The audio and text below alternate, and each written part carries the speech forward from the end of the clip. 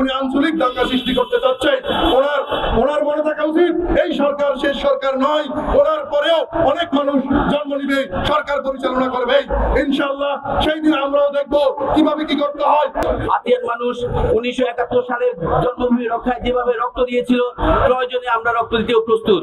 আমরা যেখানে সমবেত হয়েছি হাতিয়ার অস্তিত্বের প্রশ্নে, আপনারা জানেন হাতিয়া বাংলাদেশের একটি বিচ্ছিন্ন দ্বীপ, ক্রমবর্ধমান ভাঙনের কবলে হাতিয়ার মানুষ জর্জরিত।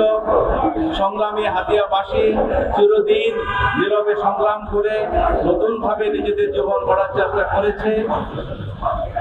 প্রাকৃতিক নিয়মে ভেঙে যাওয়া ভূমি পুনরায় জাগরিত হওয়ার পরে নতুন চর আবাসনের জন্য সরকার বন্দোবস্ত দেয়, সরকার এটাকে সীমানা নির্ধারণ করে দেয়।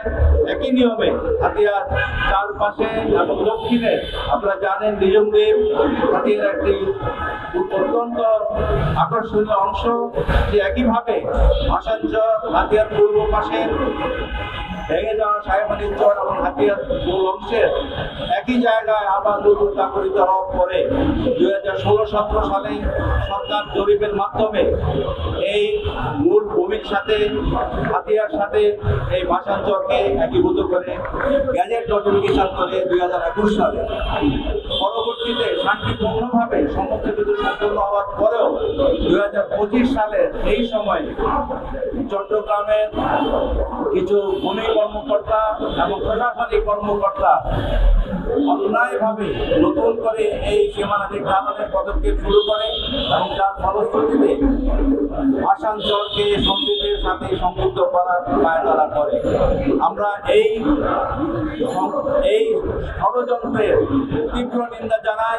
আমরা সরকারের উচ্চমানের সবার দৃষ্টি আকর্ষণ করে সবার প্রতি আমরা এই অনুরোধ জানাই যে আপনারা একটি মীমাংসিত ভূমিকে অন্যত্র দেওয়ার এই প্রচেষ্টাকে ব্যাহত করুন। আমি আমার হাতিয়াবাসী যারা এখানে উপস্থিত আছে সবাইকে আবারও ধন্যবাদ জানাই।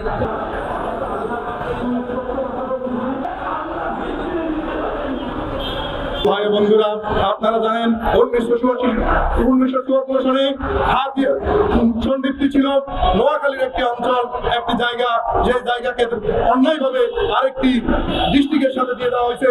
আমরা বলবো, আমরা নোয়াখালীর মানুষের বলবো, আমরা আমাদের সেই নোয়াখালী ভূখণ্ডকে পুনরায় ফেরত চাই এবং আমাদেরকে ফেরত দিতে হবে। যিনি আজকে কেটে নিছেন, উনি জানেন না যখন ভাসানচর হিসেবে গ্যাজেট প্রকাশ হয়, উনি তখন সরকারের উচ্চপদস্থ কর্মকর্তা ছিল।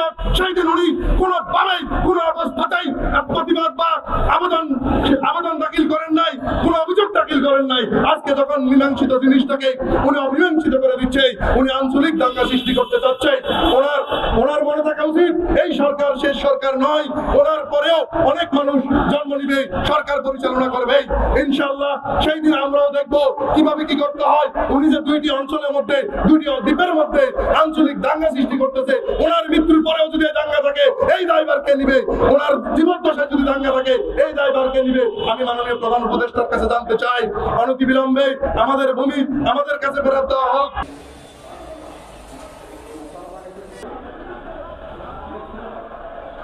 প্রিয় বন্ধুরা, এই ভাসানচর হাতিয়ার দ্বিতীয় থানা হিসেবে কার্যক্রম চলমান অবস্থায় আজকে একটি কুচক্রী মহল এটাকে ভিন্ন খাতে নেওয়ার চেষ্টা করছে।